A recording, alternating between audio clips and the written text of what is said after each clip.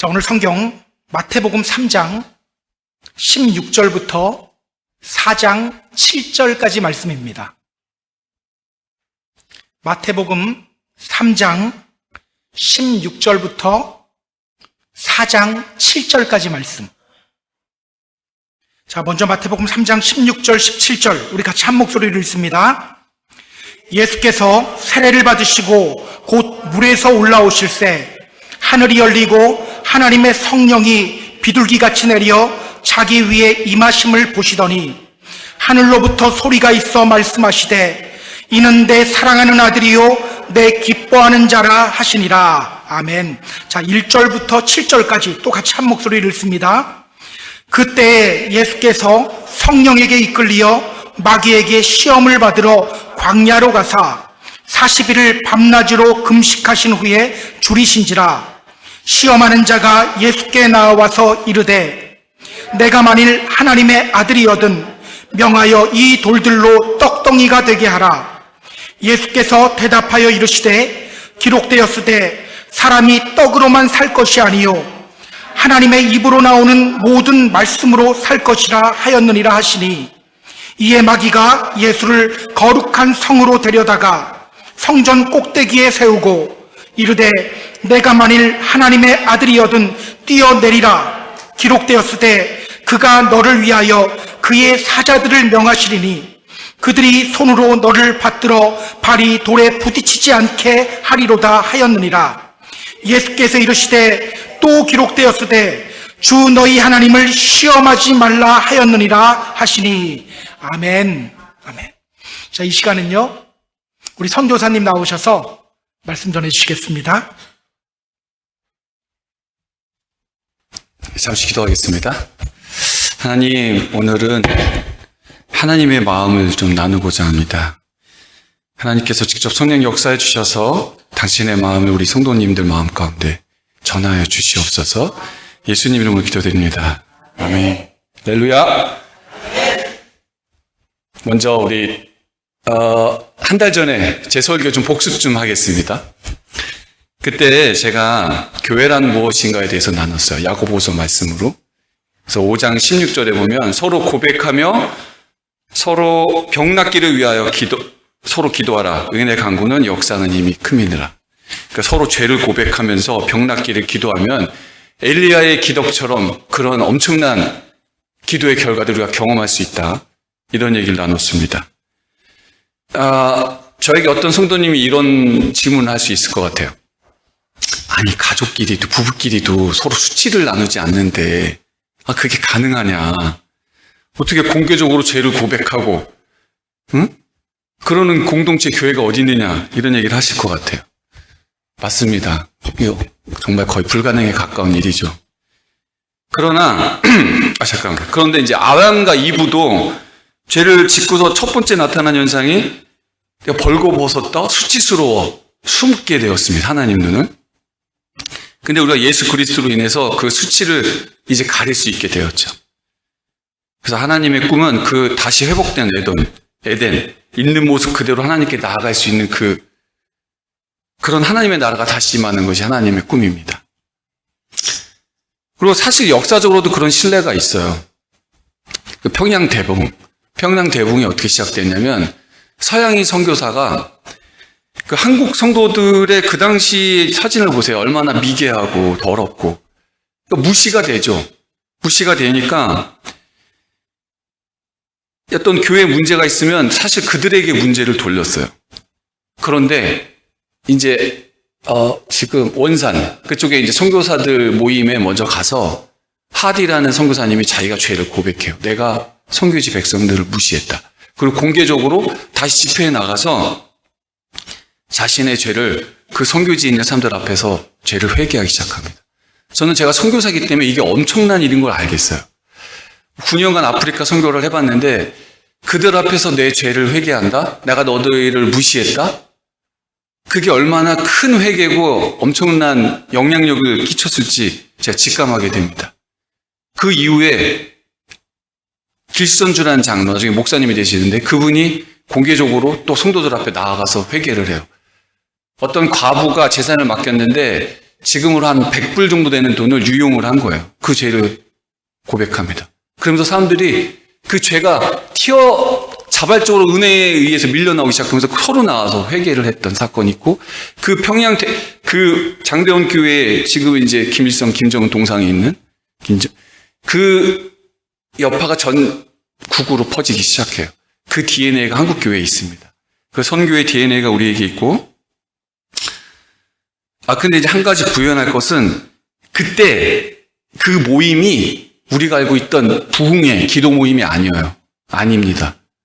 사경회라 그래서 영어로 말하자면 Bible Studying Conference라는 리트리트예요. 전국에서 모여서 먹고 자고 하면서 성경 공부를 하다가 그 회개가 터져 나온 거예요. 성경 공부의 결과가 회개였던 겁니다. 자, 그리고 또 있어요, 얘가. 우리 감리교회죠? 감리교회를 창사한 요한 웨슬레. 그 당시 요한 웨슬레의 부흥운동이 일어날 때도 이러한 회개운동하고 경건의 운동이 시작이 됐어요. 조나단 에드워드라는 그분에도 그 당시 대각성운동이 일어날 때도 막 공개적인 회개가 터져 나왔습니다. 자, 한번 또 우리 성경에서 보면 바울이 이렇게 고백합니다. 고린도전서 15장 9절에 보면 나는 사도 중에 가장 작은 자라. 나는 하나님의 교회를 박하였으므로 사도라 칭함을 받기를 감당하지 못할 자니라. 선교적 업적에 비하면 굉장히 겸손한 표현이에요. 사실 그는 하나님의 교회를 박했던 사람입니다. 자신의 실존을 그대로 고백하는 것도 회개입니다. 그런데 그렇게 그분의 엄청난, 우리 디스크 했죠? DISC. DI 성향이 강한, 그렇게 주도적인 분이 엄청난 헌신으로 마지막에 가서 디모데 전서 1장 15절에 보면 이렇게 자신을 표현해요. 미쁘다 모든 사람이 받을 만한 이 말이요. 그리스도 예수께서 죄인을 구원하시려고 세상에 임하셨도다 하였도다. 죄인 중에 내가 괴순이라. 죄인 중에 괴수래요. 그러면 내가 회개를 하면 할수록, 사역을 하면 할수록 더 죄를 짓게 된다는 얘기일까요? 그건 아니죠. 근데 왜 더 죄 고백을 하죠? 내가 하나님께 가까이 가면 갈수록 하나님의 그 존재에 압도되는 거예요. 그 갭이 더 얼마나 먼지를 알게 되는 거예요. 여러분, 그 은혜를 깨달아지는 건데요. 여러분의 고백이, 여러분의 신앙 고백이 성도들 앞에 믿음의 모습입니까? 성취입니까? 아니면 자신의 죄가 더 커져가는, 죄의 고백이 더 커져가고 계십니까? 그것이 여러분 신앙 성숙의 척도가 될 수 있어요. 자, 오늘 설교 제목을 잠깐 보겠습니다. 설교 제목은 주보를 한번 보세요. 주보에 보시면 설교 제목이 하나님 아버지의 사랑, 헤세드예요. 오늘 본문 읽기 전에 잠깐 영상을 볼 건데, 부제를 달면 아버지와 아들입니다. 하나님의 사랑은 단어로 표현하자면 토부와 헤세드예요. 히브리어로 토부 헤세드. 그 시편 136편 1절에 보면은 여호와께 감사하라. 그는 선하시며 그 인자하심이 영원하심이로다. 요 시편 146편이 절별로 뒤에 후렴구가 붙어요. 선하시며 그 인자하심이 영원함이로다. 그 선하시며 인자하심이 영원하다. 이렇게 계속 반복되는 시편이 136, 굉장히 긴 시편인데, 이것이 앞에 선하시다가 토부, 인자하심이 헤세드인데요. 토부의 뜻 많이 들어보셨죠? 창세기 1장에 나온 것. 보시기에 좋았더라, 창조하시고 완전하다라는 뜻이에요. 좋고 완전하다. 그리고 하나님의 사랑은 좋고 완전해요. 또 하나는 헤세드. 헤세드를 어떻게 번역하냐면 사랑, 자비, 은혜, 인내, 인내는 인내와 사랑, 자애, 성실, 충성, 친절, 인자, 자애. 딱 떨어지는 말이 없다는 얘기예요. 굉장히 다양하게 성경에서 해석이 돼요. 헤세드는 뭐냐면 언약적 사랑을 말합니다. 헤세드, 언약적 사랑. 굉장히 어려운 말인데, 언약, 약속인데 언약하고 약속의 차이는, 언약은 깨어질 수 없다는 거예요. 커버넌트. 영화도 있는데 커버넌트라는 거예요.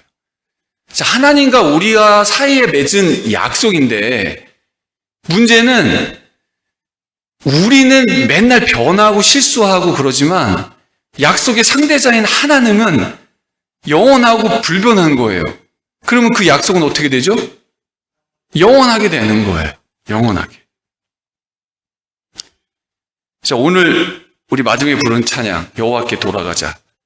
내 백성이 나를 떠나서 돌아섰지만 내 사랑이 내 백성을 포기를 못하니까 우리는 지금 돌아섰지만 내 모든 걸 내어주고 예수 그리스도의 그 죽음을 통해서 난 그들을 얻으리라. 이게 헤세드의 사랑이라는 거예요. 이거를 계속 질겅질겅 씹어서 설명을 할 텐데 먼저 잠깐 영상을 보시겠습니다. 5분. 아멘. 번역을 자막이 영어로 안 돼 있었네요. 내가 아버지가 아들이 네가 아니었으면 내가 하지 않았을 것이다. 이렇게 얘기하시죠. 이제 설교에서 보통 영상을 보여주는 거를 목사로서 제일 로우 레벨 하수라 그래요. 왜냐면 이걸 나중에 보면 영상만 기억이 남고 미리 보면 설교가 재미가 없어진대요. 그래서 여러분 좀 집중해서 제 얘기를 들어주시기 바랍니다. 제가 보니까 이거 중령이라 그래서 또 마음에 저도 중령제대로 하고 제가 저 호이트 저분을 직접 만나보면 우리가 저 영상에 본 이미지와 같을 수 있을지 잘 모르겠어요. 여러분들은 다만 이 영상에서 제공하는 그 이미지, 헤세드 이미지만 좀 받아들여 주시면서 좀 제 얘기를 들어주셨으면 좋겠습니다. 다시 한번 이제 본문 한번 읽겠습니다. 3장 16절, 마태복음 3장 16절, 17절입니다. 16절, 17절 다 같이 한번 읽겠습니다. 이제 설교 시작이에요. 마태복음 3장 16절, 17절 두 절 읽겠습니다. 시작. 예수께서 침례를 받으시고 곧 물에서 올라오실새 하늘이 열리고 하나님의 성령이 비둘기같이 내려 자기 위에 임하심을 보시더니 하늘로부터 소리가 있어 말씀하시되 이는 내 사랑하는 아들이요 내 기뻐하는 자신이라.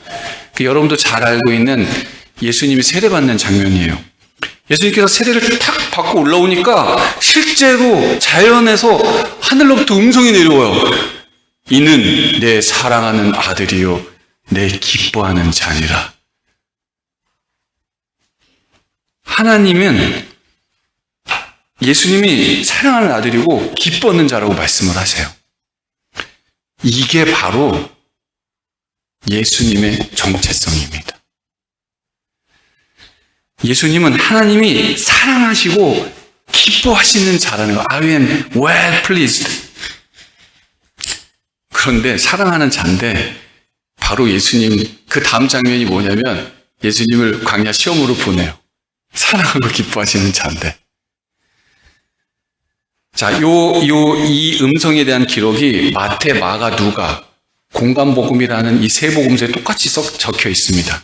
근데 특별한 거는 누가복음은 바로 시험 장면이 안 나오고 이 기뻐하는 자라는 말 다음에 길게 족보가 나와요. 상향식 족보.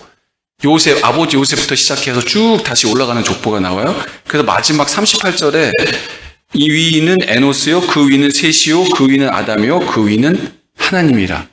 그러니까 하나님의 아들이라는 걸 다시 한번 또 강조하는 거예요. 자, 우리도 육적으로는 아담의 자손이죠. 그러나 영적으로 예수 그리스도로 인하여 아브라함의 자손이 됩니다. 그래서 우리는 하나님의 그냥 만들어진 존재가 뿐만 아니라 아들이라는 칭호를 얻게 되는 거예요. 구원을 받게 되면.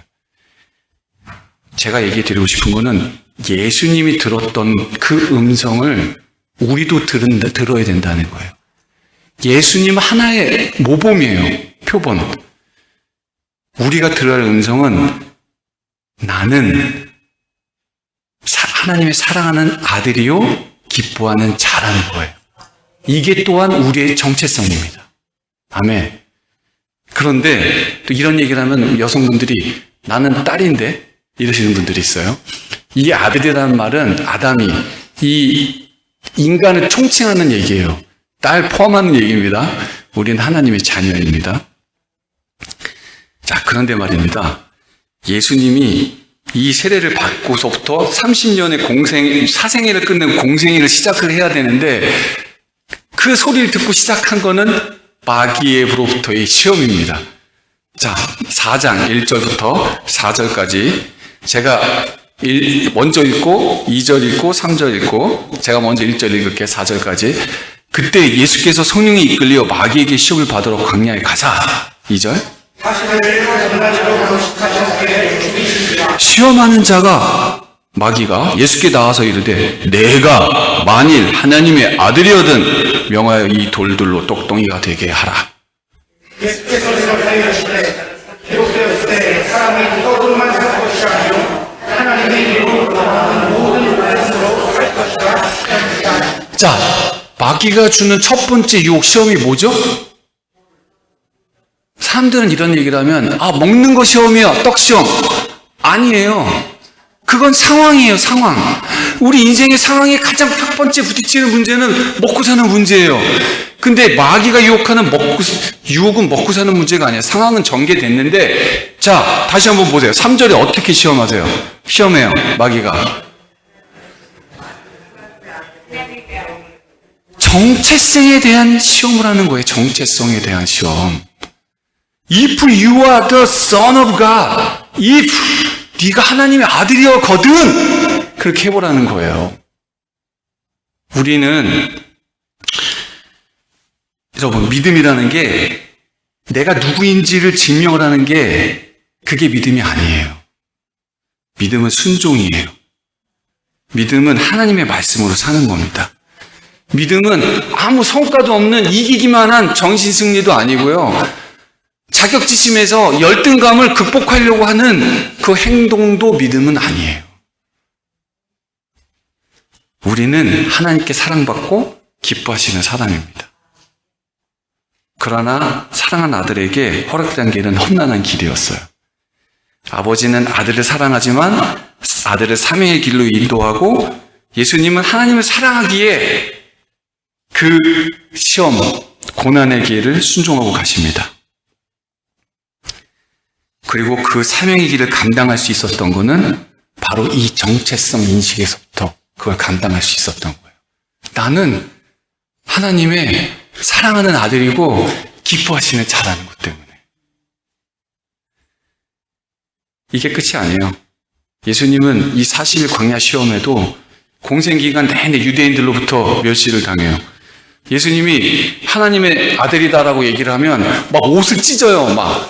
그 당시에 가장 분노의 표현이고 회개의 표현이었어요. 그리고 그 당시 주류사회 권력자들이 예수님 무시하고 핍박해요. 나사렛에 무슨 선한 것이 나오냐. 그렇지만 하나님은 그런 공격에 내가 하나님의 아들인가 의심하지 않습니다.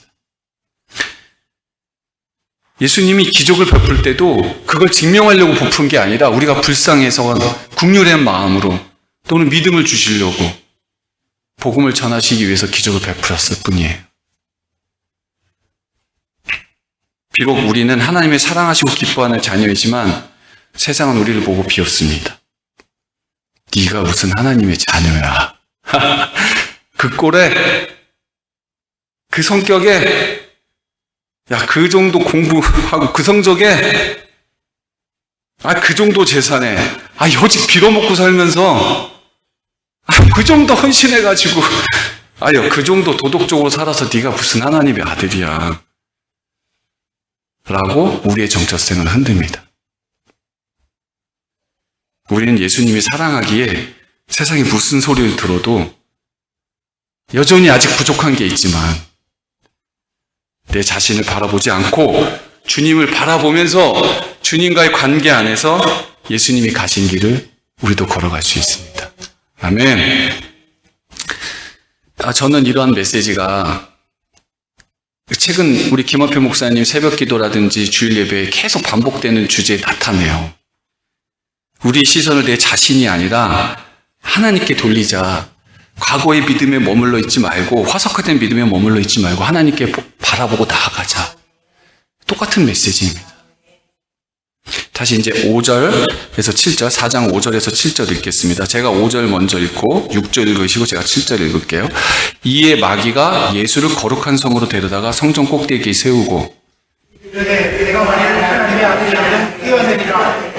기록되었으되 그가 너를 위하여 그의 사자들을 명하시니 그의 손으로 너를 받들어 아니 우리 부딪히지 않게 하리로다 하였느니라. 예수께서 이르시되 또 기록되었으되 너 주 너의 하나님을 시험하지 말라 하였느니라 하시니 예수님이 받으신 시험은 세 가지예요. 근데 지금 오늘 읽은 이 두 가지 시험 외에 한 가지 더는 뭐냐면 이제 순서가 조금 달라요. 누가복음은 요게 세 번째로 나와요. 어쨌든 두 가지가 있고 하나 더 있는데 요건 정체성 시험이 아니라 무슨 시험이냐면 마귀가 나한테 절하라. 그럼 내 이 세상을 너에게 다 주겠다. 이런 시험이에요. 사실 제가 생각해보면 이런 자리나 위치까지 가는 사람 많지가 않고 이 세상을 다 얻겠다고 하는 그런 욕심까지 가는 사람 많지는 않은 것 같아요. 다만 우리는 세상 지도자들이 이런 유혹에 빠지지 않도록 기도해야 돼요. 마귀에게 절하고 세상을 얻고자 하는 사람들이 있을 수 있잖아요. 자, 5절에서 7절까지 시험도 똑같아요. 지금 어떻게 시험하죠? 아들이어든 또 정체성 시험을 하는 거예요. 아들이어든. 근데 예수님 말씀으로, 신명기 말씀으로, 암송한 말씀으로 외쳐요. 이르되 내가 만일 하나님의 아들이어든 뛰어내리라. 그러면 너 천사 가서 너 볼포야 도살필 거야. 예수님은 무엇이든지 할 수 있는 능력이 있으셨어요. 있는데 그걸 증명하기 위해서 그걸 보여줄 필요가 없어요. 여러분, 무엇을 할 수 있다고 그것을 해내는 것이 믿음이 아니에요. 오히려 그것은 하나님을 시험하는 겁니다. 할 수 있지만 하지 않을 수 있는 자유가 우리에게 있어요. 그것이 큰 믿음입니다. 할 수 있을 때 하지 않는 것, 허락됐을 때 하는 것. 이미 우리는 하나님의 사랑하는 자녀이고 기뻐하시는 자입니다. 여러분, 이런 얘기가 있어요. 제가 우리 어렸을 때 쟤도 직접 경험했는데 운전하다가 애기들이 운전하는 아빠한테 아빠 나 사랑해? 이런 얘기 들어보셨어요? 사랑하지. 근데 또 물어봐요. 아빠 나 사랑해? 진짜로? 그리고 딸이 잠이 들더라고요. 이런 경험이 있을 거예요. 제 아버지가 된 제가 우리 요한이한테 저도 칭찬을 굉장히 인색한 사람이에요. 근데 사실 우리 아들이 뭘 잘해서 이쁜 건 아닌데 그래도 내가 의지를 내서 우리 요한이 그거 잘한다 그러면 그냥 세상 교수님이나 누가 얘기한 거하고 달라요. 저는 하여튼 이 눈썹이라도 흔들리는 걸 느껴요. 왜냐면 아버지가 해주는 칭찬이기 때문에 그래요. 그의 존재를 다르게 만듭니다. 왠지 아세요? 얘가 나로부터 왔거든요. 반대로 이제 제 경험을 얘기해요. 제가 아버지와의 이제 있었던 경험인데 제가 코로나 때 거의 못 들어가고 이제 5년 만에 한국에 들어갔어요. 근데 제가 그 5년 사이에 중간에 한번 선교지를 옮겼기 때문에 선교라는 어떤 결과 같은 게 없었어요. 근데 마지막에 엄청나게 열심히 하고 선교가 터지기 시작하면서 엄청난 결과 막 이 본부에 보고가 돼가지고 막 교회 화제가 될 정도로 사역이 잘 되는 거예요. 근데 그걸 이제 아버지한테 얘기를 딱 했더니 아버님이 저를 딱 보시면서 야, 너 혹시 너를 증명하려고 그런 거 아니니? 이러시는 거예요. 전 아버지 아프리카 이런 그 선교가 이런 얘기 막 하고 싶은데 이러시더니 야, 나는 네가 그냥 선교사인 거 그걸로 그냥 자랑스러워. 우리 아버님이 이제 거의 90이 다 되셨어요. 37년생이신데 지금도 일주일에 한두 번씩 노방전도 나가세요. 아들이 아까 동영상처럼 아버지가 선교사라는 이유 때문에 아들이 그래가지고 머리가 하얀 90이 매일 노방전도 나오니까 교회에서 유명한 분이 계시더라고요. 참 행복했습니다. 전 유년기 시절에 아버님이 중동 건설붐이 일어나면서 초등학교 1학년 때부터 고3 때까지 1년에 한 3개월밖에 안 계셨어요. 그래서 항상 저기 계신 분이고 뭐 대화를 통해 관계가 가까워질 수 없는 그런 거였는데 참 그런 시간을 통해 회복되는 걸 느꼈어요. 여러분, 나라는 정체성은 나를 들여다본다고 생기지 않아요. 나라는 정체성은 예수님을 통해 하나님 아버지를 바라보고 그와 관계가 깊어질수록 내가 누구인지를 알아가는 거예요. 한국 사회는 최고의 경쟁 사회입니다. 서울이라는 도시에만 모여갖고 성적으로, 대학 이름으로, 외모로, 사는 동네로, 아파트 이름으로 서로를 비교를 해요. 여러분, 엄친아가 더 좋은 대학 가도 열받을 필요가 없어요. 기죽을 필요가 없습니다. 제가 이제 2달 남았습니다. 이제 한 번 남은 줄 알았더니 한 번 더 하라고 2번 더 설교를 하게 되는데, 제가 선교지 복귀하면 갑자기 전화를 받았어요. 이제 올 때가 되니까 엄청난 직책을 저한테 맡기신다는 거예요. 구체적으로 무엇인지는 나중에 나눌게요. 근데 제 내면에서 그 얘기를 듣고서 난 아직 박사도 아니고 군대에서 별도 못 달고 나온 사관학교 출신이고 무슨 책임자가 돼? 라는 마귀의 속삭임이 들리기 시작하는 거예요. 그리고 딱 분석을 해보니까 고생만 직살이 하다가 이용만 당할 것 같은 거예요. 선교지 다시 가면.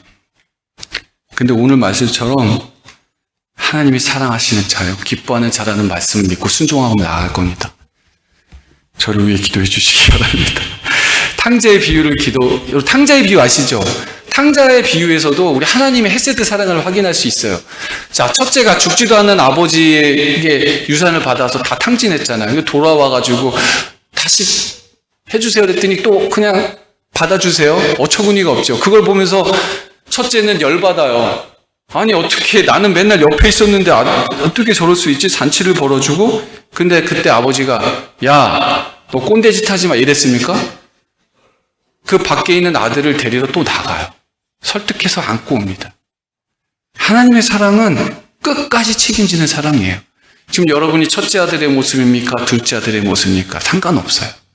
하나님 끝까지 가져가실 거예요. 하나님은 사랑은 선하시고 인자심이 영원하시도다. 끝까지 포기하지 않습니다. 지금 여러분, 제가 선교사니까 한번 나고 싶은 게 아프리카에선 예배가 엄청 길어요. 손님이 오면 더 길게 해. 그 양철 지붕 밑에서 한 4시간 예배 들어보세요. 그 중에 3시간을 춤을 추면서 드리는데 춤도 막 더울수록 더 격렬해요. 왜 한 번은 도대체 이렇게 노래를 많이 부르고 찬양을 하는데 춤을 추는데 왜 이렇게 예배를 드리나. 뜨거운 이 문화 때문에 그 태양 밑에 있다 보니까 그런 문화인 거지. 뭐 다른 유흥도 없긴 해요. 유일한 문화 콘텐츠고 예배가. 그리고 또 소셜적으로 거기서 몸이 이루어지니까 그런가 보다 생각을 했어요. 근데 그렇게 한 9년간 그렇더라고 예배를 드려보니까 다른 이유가 있는 것 같아요. 그래서 생각을 해봤어요. 이건 분석된 겁니다. 제 생각이에요. 아프리카에는 일부 다처제예요, 대부분. 그래서 남편의 소득 수준이 얼마 안 되면 충분하게 도리, 지참금을 낸 거가 아니기 때문에 부인이 도망가요. 근데 법적으로 뭐라고 할 수가 없어요. 왜냐면 할부로 여자를 데려왔잖아. 그러니까 할부 시간만큼만 같이 살다 가버려요. 그러면 남자들은 또 자기 한 아내와 아이를 끝까지 책임지지 않습니다. 그래서 어떤 일이 발생하냐면 아버지라는 단어가 헤세드라는 단어와 연결되지가 않는 거예요. 그리고 여자들은 또 벌이가 괜찮은 남자랑 또 결혼해서 또 애를 낳습니다. 그래서 brother, 왜 흑인들이 brother, 또 예받을 지인데 이건 이제 사회학적 현상이니까 brother라는 말을 할 때 아버지라는 말보다 헤세드라는 말에 더 연결이 됐대요. 왜냐면 배가 같이 태어난 형제는 끝까지 가거든요. 브라다라는 말이 더 오히려 헤세드에 가깝다는 거예요. 저는 이들의 예배에서 하나님 아버지를 찾고자 하는 열망이 있다라는 생각을 하게 됐어요. 그 몸부림이 변하지 않는 사랑, 끝까지 책임지는 사랑을 경험하고 싶어서 저러지 않을까라는 생각이 들더라고요. 남미에 가잖아요. 남미에 가면은 이렇게 무슨 선교사가 오면은 거울하고 남자들이 거울하고 이 손거울하고 이 빛 가지고 이렇게 하면서 나타나요. 여자들은 나중에 깨지지 해가지고 나타납니다. 여자는 집안일 하고요. 시반제는 심지어 애들 보고 바깥일까지 돈까지 벌어와요. 가정을 끝까지 책임지는 아버지가 많지 않습니다. 세상에는 수컷은 많지만 끝까지 책임지는 아버지가 많지가 않아요. 우리는 하나님 아버지라 그러면 내가 경험했던 아버지를 무의식적으로 투사합니다. 그러나 성경에 있는 우리 하나님 아버지는 우리를 사랑하시되 끝까지 사랑하시는 아버지입니다. 제가 이제 거의 설교 정도로 길어져서 죄송한데요. 거의 끝나갑니다. 제가 이번 수양회를 통해 느낀 거는 뭐냐면, 제가 어떤 조크를 하면, 물론 이제 익숙해져야 조크도 알게 되는 건데, 다큐로 받아들이시더라고요. 그러니까, 많은 분들이 매사에 진지하고 성실하게 사니까, 농담을 받아들일 여유도 없고 사신 걸 내가 알겠어요. 여기 계신 여성분들이. 참 많은 분들이 힘들고 외로운 시간을 보내고 계시다는 것을 알았습니다. 한국 여성으로 미국에 산다는 것 자체가 내 정체성이 뭔지도 모른 채 그냥 살아내기 위해서 몸부림쳐야 했던 삶의 무게가 느껴졌어요.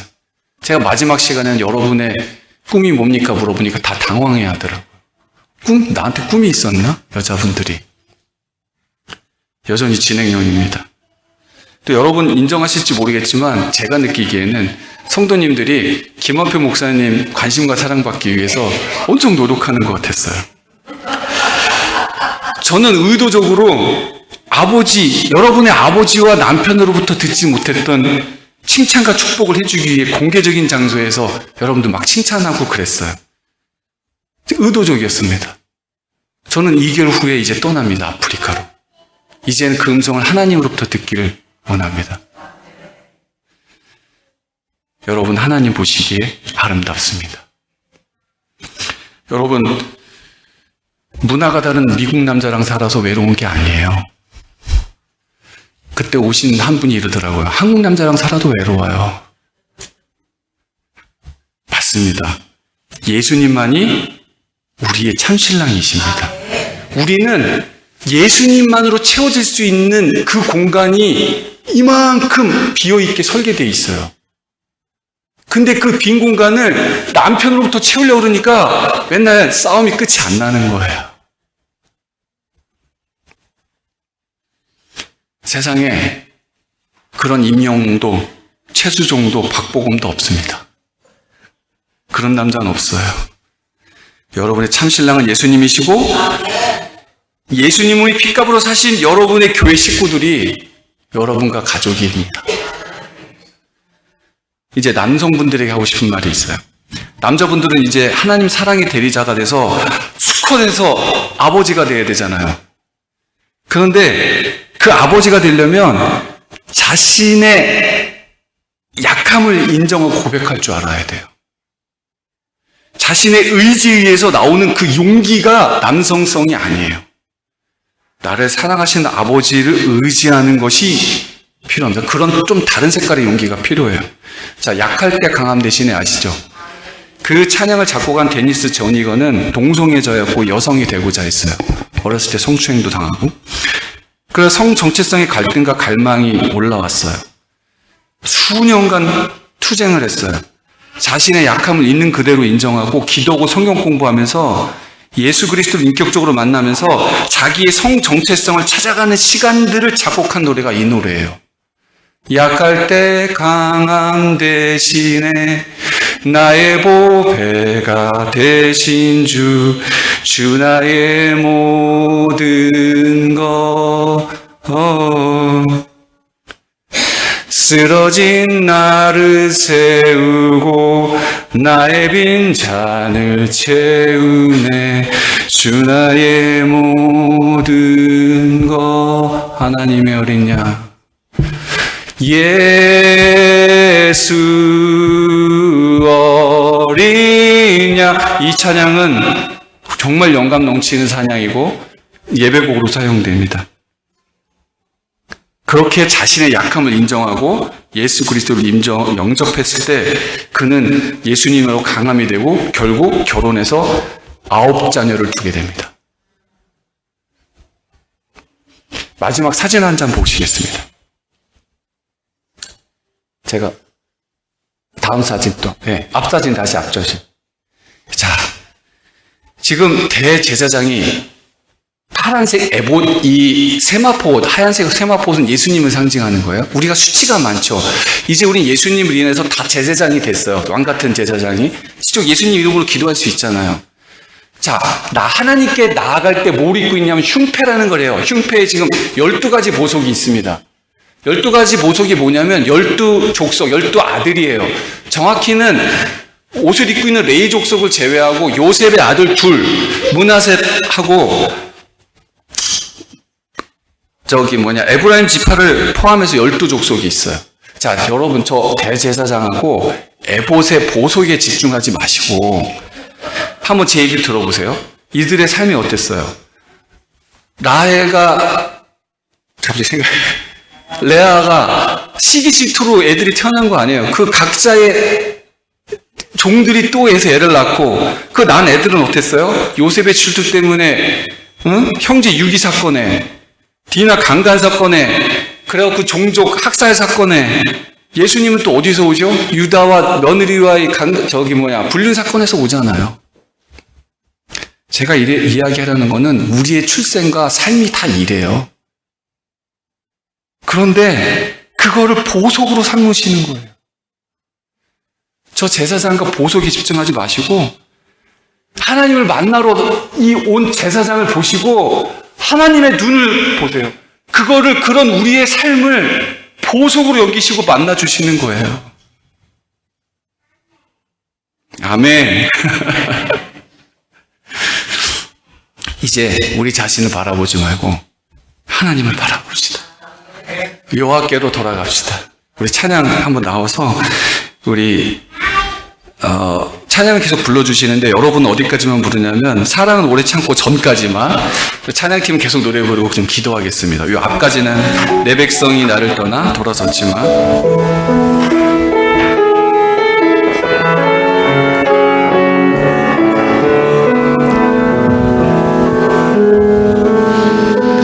내 백성이 나를 떠나 돌아섰지만 난 널 절대 포기하지 못해. 내 사랑이 내 백성을 포기 못하니 난 모든 걸 내어주고 나는 너를 다시 얻을 거야.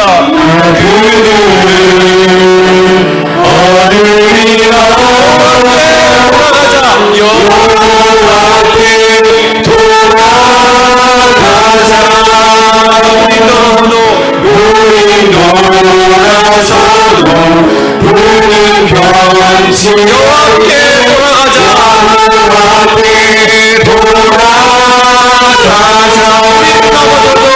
우리 넘어져도 그 사랑 영원하네.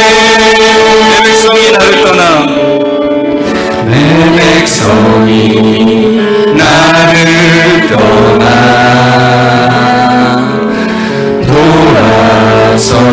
돌아섰지만 그러나 난 널 포기하지 못한다. 내 사랑이 내 백성을 포기 못하니 내 모든 것 내어주고 내 모든 것 내어주고 난 너를 얻을 거야. 어른이라 여호와께 돌아가자. 우리 돌아서도 그는 변치 않네. 여호와께 돌아가자. 우리 넘어져도 그 사랑 영원하네. 찬양팀 찬양해 주시고요. 여러분 이제 기도하시겠습니다. 여러분 여호와께로 돌아가시고 합시다. 더 이상 자신을 들여다보지 마시고 하나님의 그 눈, 우리를 보석처럼 여기시는 그 하나님의 눈을 하나님 보시기 바랍니다. 내가 널 내어주고도 나는 너를 얻으리라. 너를 절대 포기하지 않겠다. 그 음성을 들어주시기 바랍니다. 너는 내가 사랑하는 자녀요, 내 딸이요, 너는 내 기뻐하는 자녀다. 그 음성을 들어주시기 바랍니다. 우리 아버지 한번